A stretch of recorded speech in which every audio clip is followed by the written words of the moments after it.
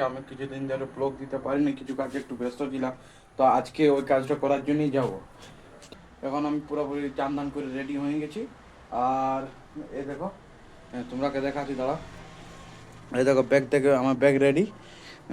দিয়ে পরে কিছুক্ষণের মধ্যে আমরা বেরাবো।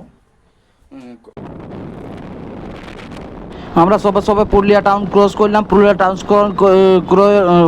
টাউন ক্রস করে তোমার রেলওয়ে ওভারব্রিজ পার করে এইখানে সাগরাজি শর্ট হয়ে ফোনে যে আমরা বাঁকুড়া রোড হয়, বাঁকুড়া ভাইয়া কলকাতা রোড ধরবো। তো আমরা এখন জাস্ট তেলগোলপাড়ার টার্নিং ক্রস করছি, কারণ ডান সাইডে আমাদের রেলওয়ে স্টেশন পড়ে যাচ্ছে। আর এইখানে এই যে জায়গাটা হচ্ছে, এইটা হচ্ছে তোমার পুরুলিয়া টাউন স্কুল হয়ে আমরা আবার বাঁকুড়ার পথ হয়ে কলকাতা বেরোবো। পুরুলিয়া টাউন স্কুল ক্রস করলাম। নিয়ে পরে তারপরে এইরকম আমরা দিমি গতিতে হাঁটতে যাতে দেখতে পাচ্ছ এখন ওয়েদারটা তো ব্যাপক ভালো আছে, আমাদের সঙ্গে দিয়েছে। তো আমরা ভাবলাম এই যে ওয়েদারটাতে যেটা আমাদের যে জার্নিটা সেটা খুব একটা বোঝা যাবে না, হবে না, কিন্তু সেটা হইলো নাই। কারণ সামনে যে মেঘ দেখাচ্ছে, তো যেটার আশঙ্কা ছিল, আমাদের ভয় ছিল, সেটাই হয়ে গেল। আমরা তোমার এই ভাঙড়া মোড়ের কাছে পাটাপেট দাঁড়াই নিয়ে বর্ষাতি পরে নিলি। নিয়ে পরে আমরা ধীরে ধীরে আবার বেড়াতে শুরু করেছি।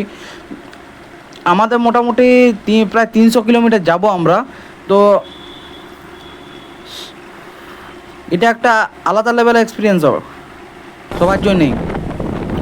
যখন আমরা এই যে যাচ্ছিলাম, তো যেতে যেতে যে সুন্দর দেখাচ্ছে জায়গাগুলো, এটা সত্যি অপরিহার্য। তো আমরা প্রায় ডানকুনির কাছাকাছি পৌঁছে গেছি। ডানকুনির কাছাকাছি পৌঁছে এবার আরামবাগ ঢুকবো। আরামবাগ ঢোকার আগে আমরা ভাবলাম চলো কী বলো যে বনলতা পাবো, বনলতাতে একটু দাঁড়াই, খাওয়া দাওয়া পেট পূজাটা করে নিই। কারণ আমরা সেই দুপুর থেকে সকাল থেকে বেরিয়েছি, সকাল থেকে একরকম মানে ড্রাইভিং করেই যাচ্ছি। আর বাইকে একটা স্ট্রেস আছে, এতটা জার্নি করা কোনোদিন অভ্যাস নেই। তো আমরা বলি চল তাহলে বেরা যাক। আমাদের ইচ্ছা হলো, আমরা শখ জাগলো বলে ফার্স্ট টাইম কলকাতায় যাব। তো দেখো এদিকে বর্ষাতে দেখো কন্টিনিউয়াসলি আমরা জল পাইয়ে গেলছি।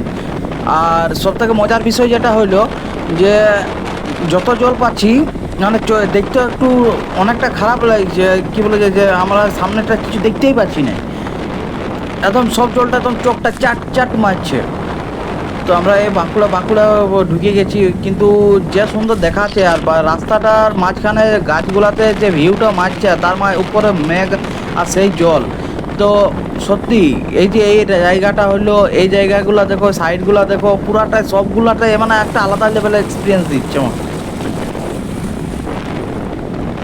আমরা জয়পুর জঙ্গল পৌঁছে গেছি। এটা বলে জয়পুরের জঙ্গল, বাঁকুড়ার সেই জঙ্গল, বিখ্যাত জঙ্গল। আর এটার পার করেই আমরা পাবো বনলতা। তো বনলতা রেস্টুরেন্ট আমাদের সব থেকে বিখ্যাত জায়গা একটা, কারণ এর নাম করা আমাদের দূর অবধি ইয়ার নাম ছড়াই আছে। তো আমরা সেই বনলতা রেস্টুরেন্টে খাওয়া দাওয়া করবো, একটু ওইখানকার পরিবেশটাও দেখবো। তো আমাদের ইয়া হলে চলো তাহলে জয়পুর জঙ্গলটা কিন্তু সেরা আছে। জয়পুর জঙ্গলের যে ভিউটা, সেটা সত্যিই মানে আমি সেই এক অযোধ্যায় ফিল করেছি, আর রাঁচি যাওয়ার পথে একবার ফিল করেছি, আর এইখানে কলকাতা ঢোকার মধ্যে মানে আমাদের পশ্চিমবঙ্গের যে সৌন্দর্য, যে সুন্দর, সেটা সত্যিই একটা আলাদা রকম লেভেলের অনুভূতি। না গেলে তোমরা দেখতে পাবে না। তোমরা দেখতে থাকো কন্টিনিউ, আমি ব্লগে আছি। আর আমার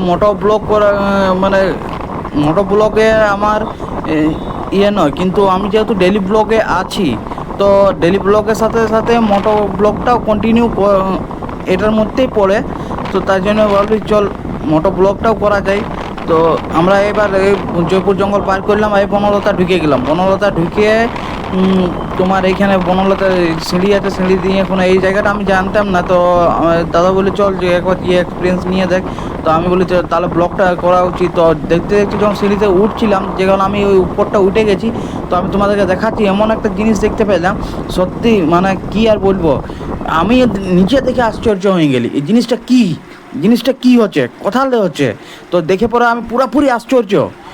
তো আমি তোমাদেরকে সেই ভিউটা দেখাচ্ছি। এই যে এইটা হচ্ছে অ্যাকচুয়ালি বনলতা রিসোর্টটা হচ্ছে। আর এই পাশে যে এই পুকুরটা দেখতে পাচ্ছ, এটা পুকুর। আর পুকুরের সাইডে জলে একটা সেচের ব্যবস্থা করা হয়। এইখানেই সেই জায়গাটা। আর এইখানে যে লকগুলো দেখতে পাচ্ছ, এই যে লকগুলো প্রায় 150 থেকে 300-র উপর লক হবে সব, কিন্তু এই বনলতা রিসোর্টেরই এমপ্লয় হচ্ছে, তারা এইখানেই কাজ করে, তাদের কর্মজীবন এইখানেই। আর সব থেকে মজার বিষয় যেটা বলছি, যে এইখান থেকে বনলতা রিসোর্টে যা খাবার পাওয়া যায় সবটাই কিন্তু তাদের নিজস্ব চাষ করা, এইখানে মাছ থেকে শুরু করে পনির পর্যন্ত। কারণ এদের নিজস্ব গরু আছে, নিজস্ব আছে। আর এই যে ছোটো ছোটো বাথরুমে মানে স্নান করা বা বাথরুম করার জন্য একটা ব্যবস্থা করে দিয়েছে, ওইখানে বাঁশ গেঁদে যখন একটা পুকুরে চান করার একটা সুবিধা করে দিয়েছে। আর একটা নালা এখানে সিস্টেম করেছে, নালা সিস্টেম করেছে, তো সত্যি একটা অপরিহার্য। তো আমরা ঢুকে গেলাম এখানে ঢুকে আবার খাওয়া দাওয়া করবো। তো দেখো, কন্টিনিউ থাকো। আর তো কিন্তু এইখানে যে এমপ্লয়গুলো সেগুলো খুব সুন্দর, কারণ দাদাগুলো যে বললাম তো সার্ভিস খুবই ভালো। তো আমরা এই যে ঢুকে গেছি, তো ঢুকে নিয়ে আমরা ফটাফট কী বলে যে বর্ষাতিগুলো খুলে করি, কারণ প্রচুরটা ভিজে, পুরো শরীরটা ভিজে আছে, বর্ষাতিগুলো ভিজে আছে। তো বললাম যে এত সুন্দর একটা জায়গা, তো এই জায়গাটাকে নষ্ট করা যায় না। তো আমি দাদাকে পারমিশন করলাম যে দাদা টেবিলে কি রাখতে পারি? তো বললো হ্যাঁ অবশ্যই রাখো। বাহ, দাদাগুলো তো খুব হেল্পফুলি। তো দিয়ে পরে আমরা বেশি দেরি না করে ফটাফট করে নিলাম, খোলাখুলি করে নিলাম। আর তারপর আমরা টেবিল চুজ করতে গেলাম।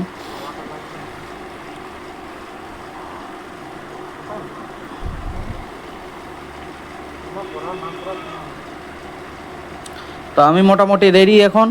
নিয়ে পরে এবার দেখাচ্ছি তোমাদেরকে। এই দেখো, এটা হচ্ছে বনলতা রেস্টুরেন্ট কাম বার বলে, ঠিক আছে। তো আমরা সেরকম কিছু করবো না, আমরা এখানে মজাটা নিই।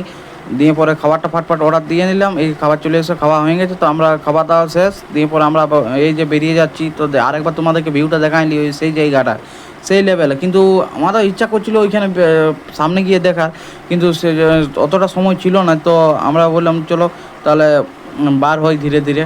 তো আমরা বার হইলাম, ওইখান থেকে যাচ্ছি। তো আমি ফাটাফাট সিঁড়িতে নামিয়ে নিলাম।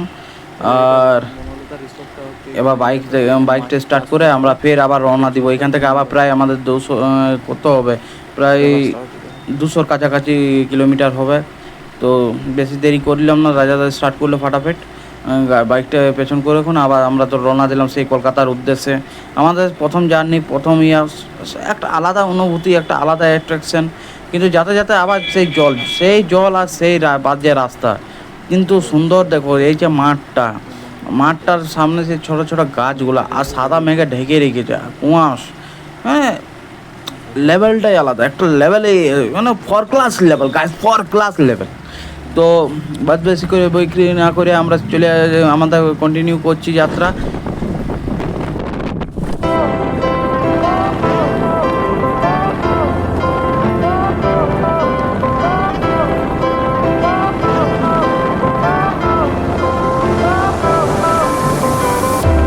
Fire went out, lights went down.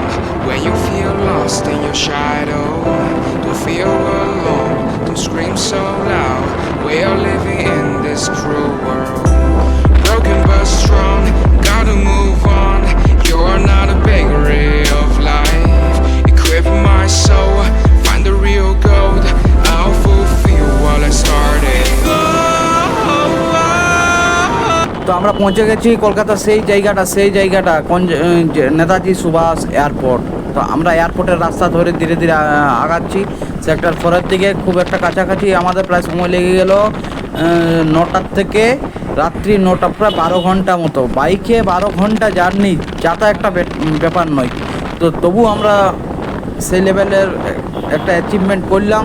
সত্যি আমাদেরকে ভালো লাগছে, তোমাদেরও যদি ভালো লাগে। তো এই দেখো গাইস, এটা হচ্ছে আমাদের নেতাজি সুভাষচন্দ্র এয়ারপোর্ট, যেটা আমাদের কলকাতা বিখ্যাত এয়ারপোর্ট। এখান থেকে তুমি যে কোনো জায়গায় যাবে, যে কোনো দেশ যাও, এখান থেকে তুমি অ্যাভেলেবেল তোমার প্লেন পাবেই। তো আমরা মোটামুটি ভিআইপি রোড, এটাকে বলে ভিআইপি রোড হয়ে সেক্টর 4-এর দিকে যাচ্ছি। তো সত্যি তো যদি তোমাদের ব্লগটা ভালো লেগে থাকে তো আমাকে প্লিজ সাপোর্ট করো, সাবস্ক্রাইব করো, লাইক করো। আর কমেন্টে কিন্তু অবশ্যই জানো যে এটা কীভাবে করা উচিত, কীভাবে করা না বা আমার যদি কোনো ভুল করে থাকে তাহলে প্লিজ তোমরা অবশ্যই কমেন্টে জানাও যে এই জায়গাটায় দাদা তোমাদের ভুল হয়েছে, একটু শুধরানো উচিত, কারণ আমি তোমাদের কাছ থেকেই শিখবো। তো যদি প্লিজ তোমরা যদি ফিডব্যাকটা না দাও তো সেটা অবশ্যই ভালো হয় না। তো প্লিজ তুমি জানাও। আর আমি প্রায় কাছাকাছি পৌঁছে গেছি, তো এখন প্রচণ্ড জাম। তো এই জামটা ক্লিয়ার করা সত্যি একটা চাপের বিষয়, কিন্তু আমরা সেই জামটা চ্যালেঞ্জটা পার করে জয় করে বেরোলাম। আর সবথেকে মজার বিষয় হচ্ছে যে এত ট্রাফিক, কিন্তু এখানে ঘন ঘন ট্রাফিক। তো সেই ট্রাফিককে এড়িয়ে পরে আমরা আলটিমেটলি রুমের কাছাকাছি পৌঁছে গেছি। তো আমি ব্লগটা এখানেই বন্ধ করছি। যদি ভালো লাগে তো অবশ্যই কমেন্ট করো। আবার দেখা হবে আমার নেক্সট ব্লগে। Tata, bye bye. আর আমি দুঃখিত, সত্যিই আমি দুঃখিত যে আমি কি তোমাদেরকে ভিডিও দিতে পারিনি আফটার লং